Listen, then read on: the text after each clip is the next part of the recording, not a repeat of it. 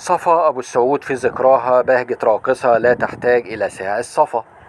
يوافق اليوم 9 أكتوبر ذكرى ميلاد الفنانة الكبيرة صفاء أبو السعود، إحدى أبرز نجمات الفن المصري والعربي، والتي استطاعت بموهبتها المتكاملة أن تترك بصمة مميزة في مجالات التمثيل والغناء وتقديم البرامج، لتصبح أيقونة للبهجة والروح الحقيقية التي لا تغيب عن ذاكرة الجمهور. اتولدت صفاء أبو السعود عام 1950 بمحافظة المنوفية، وبدأت مشوارها الفني في سن مبكرة، حيث التحقت بالمعهد العالي للفنون المسرحية، ثم درست الإخراج بالمعهد العالي للسينما، ما منحها خلفية أكاديمية متينة ساعدتها على تنويع أدائها الفني بين المسرح والسينما والتلفزيون.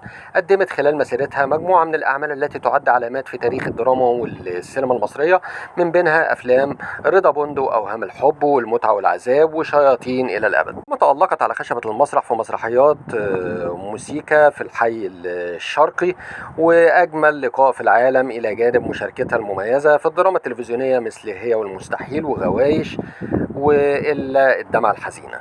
ورغم تألقها في التمثيل، إلا أن صفاء أبو السعود حجزت مكانا خاصا في وجدان الأجيال من خلال أغانيها الموجهة للأطفال، التي أصبحت جزءا من ذاكرة الفرح المصرية والعربية. على رأسها أغنية أهلا بالعيد، التي تعد واحدة من أيقونات أغاني العيد الرسمية. ومن أشهر أغانيها الأخرى نني النني، أصحابي وصحباتي، ومع إني خشب، وهي أغنيات امتازت بخفة الظل والكلمة البسيطة التي تلامس القلوب. لم يقتصر عطاء صفاء أبو السعود على الفن فقط، بل برزت أيضا في مجال الإعلام وتقديم البرامج، حيث لمع اسمها من خلال برنامجها الشهير ساعة الصفا، اللي عرفت فيه بأسلوبها الرصين والمهذب وقدرتها على التواصل الإنساني مع ضيوفها وجمهورها. تزوجت الفنانة صفاء أبو السعود من رجل الأعمال والإعلام الراحل الشيخ صالح كامل، أحد رواد الإعلام العربي وصاحب شبكة ERT، وظلت إلى جواره حتى وفاته سنة 2020. ومنذ ذلك الحين قل ظهورها الإعلامي، لكنها ما زالت حاضرة في ذاكرة الجمهور بأعمالها التي شكلت جزءا من وجدان المصريين والعرب لعقود طويلة.